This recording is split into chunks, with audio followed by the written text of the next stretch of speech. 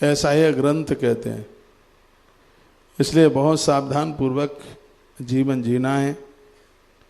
वेदों ने जो यह बात कही है बड़ी अद्भुत है। वैदव्य नारी के आसन पर कोई और, पवित्र नारी पतिव्रता नारी के आसन पर कोई ना बैठे, साधु महात्माओं के आसन पर कोई ना बैठे, ब्रह्मचारी के आसन पर कोई ना बैठे।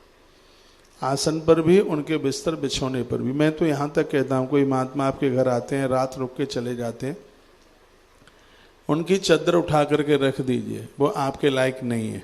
आप दुनियादारी के लोग हैं और आपके पास इतना तप नहीं है, उनकी जो चद्दर है वो आप उठा करके रखिए। कभी भी कोई साधु महात्मा आते हैं तो अपनी यूज करी हुई चद्दर बिछोना उनके लिए न बिछाएं। वो बहुत तपस्वी है, उनका जीवन बहुत साधना युक्त है। उनके तो दर्शन मात्र से हमारे जीवन का कल्याण हो जाता।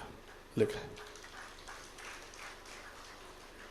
जिस ऐसी नारी कहते हैं कि वो अपने पुत्र के साथ, बेटे के साथ और अपने पति के साथ ही वाहन में सवारी कर सकती है, चाहे जिस पुरुष से संग नहीं वो बैठ सकती। वर्णन है, कहा गया है, सवारी पर किसी के साथ यदि नारी प्रस्थान करती है तो कहते हैं कि वह दुर्गति को प्राप्त होती है, चाहे जिसके साथ नहीं। क्योंकि धरती मेरी पूज्य माताओं के ऊपर टिकी हुई है। आप माने या ना माने, आज हवा चल रही है, यह आपका तप है। आज धरती में से पानी मिल रहा है पीने को, ये तप आपका है। आज धरती माता अन्न पैदा कर रही है, मेरी पूज्य माताओं, ये तपस्या आपकी है। जिस दिन आपके पास ये धर्म नहीं रहेगा, तप नहीं रहेगा, धरती बांझ हो जाएगी। पानी धरती देगी नहीं, नदियां सूख जाएंगी। इसलिए आपका धार्मिक और पारमार्थिक होना बहुत ज़्यादा जरूरी है। वर्णन है, पर पुरुष के मुख का दर्शन नारी ऋतुकाल के तत्पश्चात स्नान करके सबसे पहले सूर्य दर्शन करती है, देव दर्शन करती है, उसके बाद अपने पति के मुख का दर्शन करती है। पति कहीं बाहर है, परदेश गया है, वो तस्वीर में, फोटो में अपने पति का दर्शन करती है। ऋतुकाल के तत्पश्चात जब वो स्नान करती है तो सूर्य दर्शन, देव दर्शन और पति के मुख का वह दर्शन करती है। ऐसा है लगा परपुंसा मुखम चाहिए। जो धार्मिक पारमार्थिक नारियां हैं, पतिव्रता नारियां, वो पर पुरुष का मुंह नहीं देखती ऋतुकाल के स्नान के तत्पश्चात। ऐसी देवियां ही धरती पर भगवान को प्रकट कर देती हैं और उन्हीं के द्वारा ये धर्म सुरक्षित है, उन्हीं देवियों के द्वारा ये धरती सुरक्षित है। ऐसा वर्णन किया गया। पतिव्रता नारी भूखे पति को भोजन कराने के तत्पश्चात जल पिलाने के बाद ही वो भोजन करती है।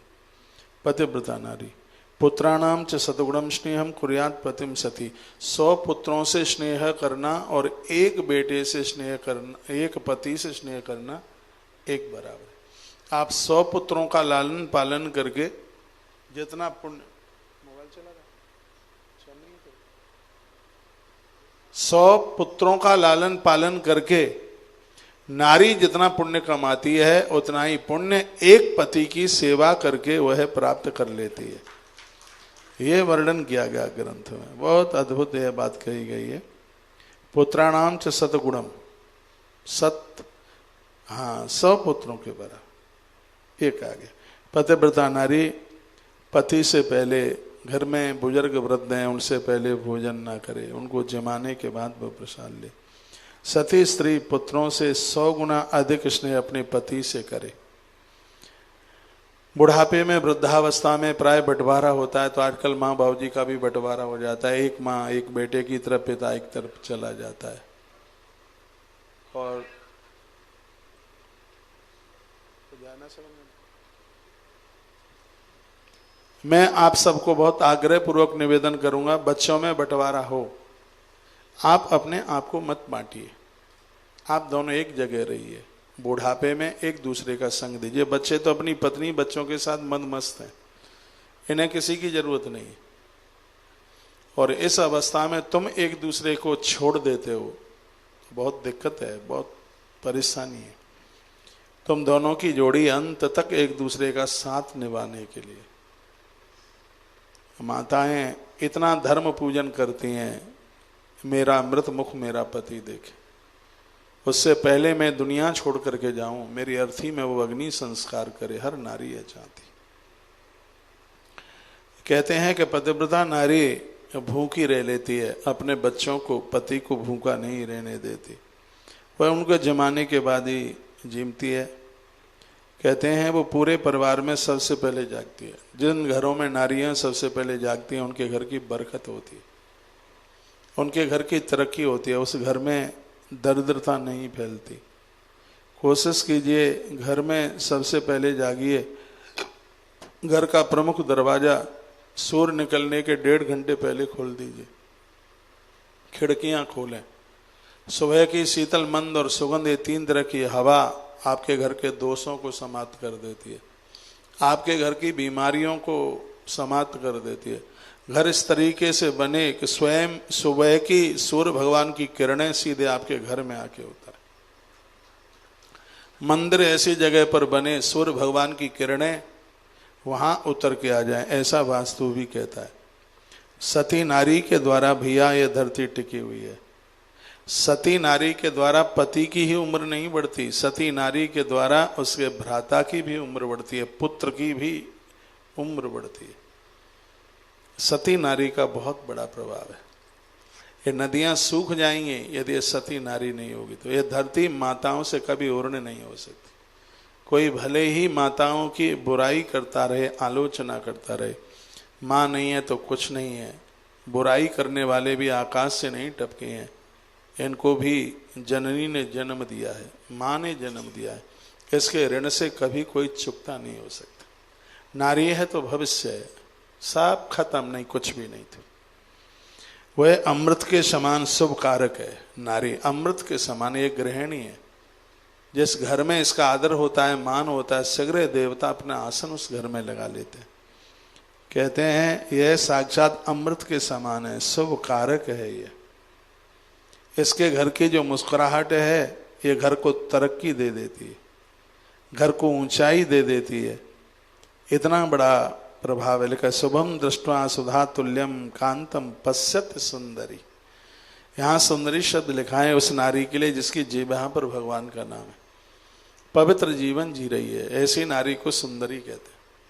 सोई सुंदर सोई सुभग शरीरा, नर तनु पाए भजय रघुवीरा।